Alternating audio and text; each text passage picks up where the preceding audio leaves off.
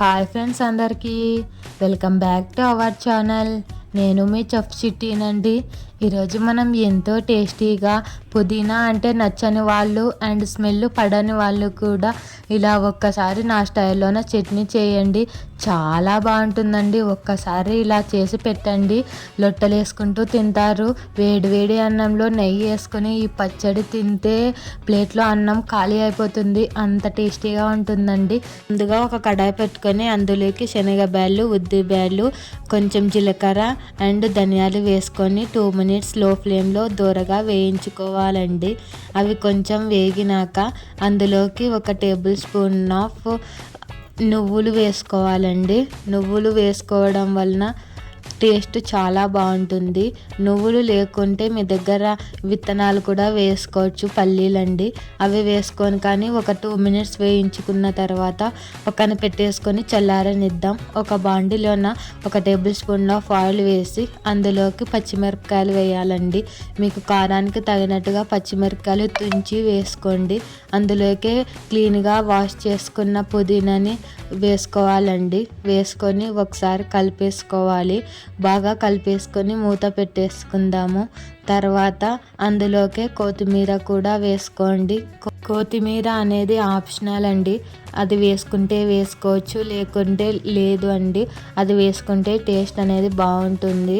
So అది వేసుకున్న తర్వాత ఒకసారి కలిపేద్దాం. అది కలిపినాక అందులోకి 1 మీడియం సైజు టమాటా పండు ముక్కలు వేసుకోవాలండి. అందులోకి కొంచెం చింతపండు కూడా వేసుకోండి. తర్వాత అందులోకి వెల్లుల్లిపాయలు పొట్టు తీయకుండా వేసుకోండి. పొట్టు తీయకోకుండా ఉంటేనే టేస్ట్ బాగుందండి. సో అలా వేసుకొని అన్నిటినీ ఒకసారి కలిపేసుకొని స్లో ఫ్లేమ్లోనే బాగా వేయించుకోండి. అవి బాగా మగ్గిపోతాయండి. మూత పెట్టేసి బాగా మగ్గించుకోవాలి. ఈ పుదీనా చట్నీ సింపుల్గా ఈజీగా రెడీ అవుతుందండి. సో అలా మూత తీసేసి ఒకసారి చెక్ చేసుకోండి, టమాటా పండ్లు అనేటివి మగ్గిపోయి ఉంటాయి. సో అలా అన్నీ మగ్గిపోయినాక చల్లారనిచ్చుకుందామండి. ఒక మిక్సీ జార్ తీసుకొని అందులోకి మనం రోస్ట్ చేసుకునేటివన్నీ వేసుకొని ఒకసారి మెత్తగా మిక్సీ పట్టుకోవాలండి. అది మెత్తగా మిక్సీ పట్టుకున్న తర్వాత అది మనం ముందుగా ప్రిపేర్ చేసుకునేది చల్లారనిచ్చినాక అందులోకి వేసుకోవాలండి.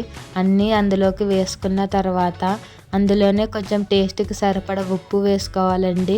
నేను ఇక్కడ రాళ్ళుప్పు వేసుకుంటున్నాను. అవి వేసుకున్న తర్వాత చూసి వేసుకోండి, తర్వాత అయినా వేసుకోవచ్చు. ఉప్పు అనేది వేసుకొని మెత్తగా మిక్సీ పట్టుకోవాలండి.